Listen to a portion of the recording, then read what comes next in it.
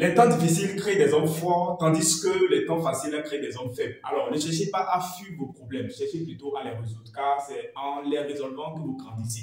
Alors, dans cette vidéo, je vais vous raconter une anecdote qui va vous permettre de voir combien de fois c'est très important, n'est-ce pas, de chercher à résoudre les problèmes que nous rencontrons. Ne cherchons pas tout simplement à nous en passer, car c'est à travers ces difficultés qu'on crée une histoire, c'est à travers donc ces différentes difficultés que tous les grands hommes de ce monde ont écrit leur histoire. Dans cette vidéo, je vais vous raconter une histoire vraie que j'ai vécue, qui va donc vous permettre d'en tirer beaucoup de leçons.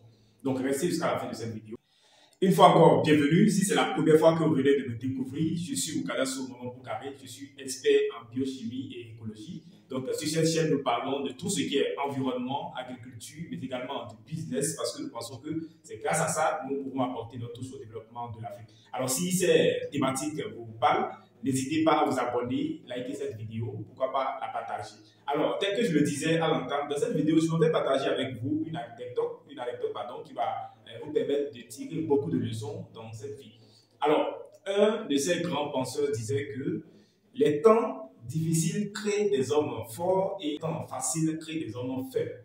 Alors, qu'est-ce que cela vous dit concrètement? Vous êtes nombreux à rencontrer assez de difficultés à un moment donné, que ce soit dans votre carrière, dans votre boulot ou dans vos différentes activités, ou encore de façon générale dans la vie, vous rencontrez assez de problèmes qu'à un moment donné, vous avez envie d'abandonner. Vous avez tout simplement envie de quitter où vous êtes, vous avez tout simplement envie, n'est-ce pas, de fuir ces problèmes. Mais en réalité, vous savez, tous ces grands hommes que nous citons et dans toutes voilà, nos expressions, ce sont des personnes qui ont marqué, n'est-ce pas, leur vie à travers des situations qu'ils ont vécues, à travers des difficultés qu'ils ont su surmonter.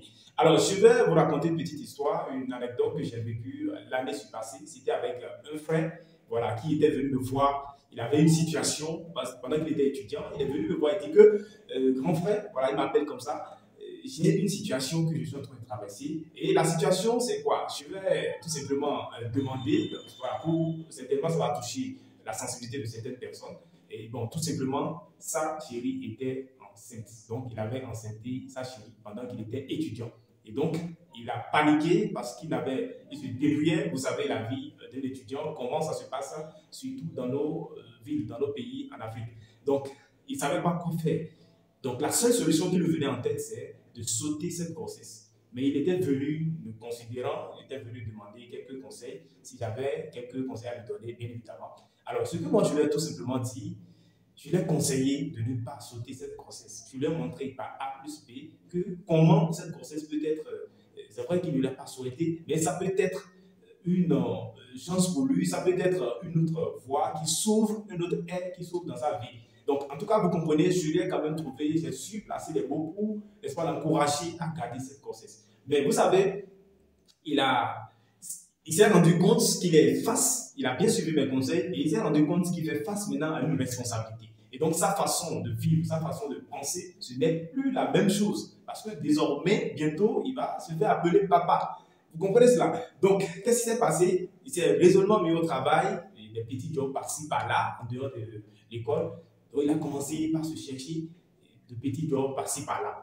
Donc, vous vous rendez compte, à la fin, il a pu tenir jusqu'à la femme a accouché. Donc, après, les parents, voilà, je vais raccourcir un peu l'histoire. Et voilà, vous savez ce qui va s'en suivre. La fille devrait rester avec lui, les parents exigeaient tout cela. Mais il a su, n'est-ce pas, tomber, il a su, bien évidemment, se chercher jusqu'à ce qu'aujourd'hui, il vit en couple. Et tenez-vous tranquille, il vient, l'autre fois, je causais avec lui, il m'a dit que tout simplement que on dirait que la grossesse l'a apporté beaucoup de chance parce que en ce moment, il y a beaucoup de choses qu'il négligeait, qu'il a commencé par mettre la main un peu partout, il a commencé par exercer des activités et ça lui marchait. Donc, finalement, toutes ses responsabilités sont passées sans aucun souci. Il a su gérer ça et aujourd'hui, il vit mieux avec sa petite famille qu'il n'en était lorsqu'il était seul.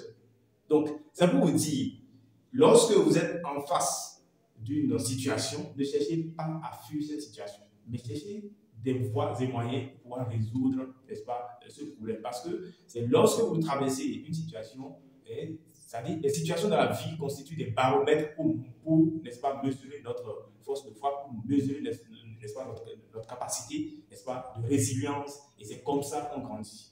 Donc, si cette histoire vous a apporté voilà, un plus, n'hésitez pas à vous abonner, partager également la vidéo, pourquoi pas, et activer la cloche de notification. Quant à moi, je vous dis à très vite.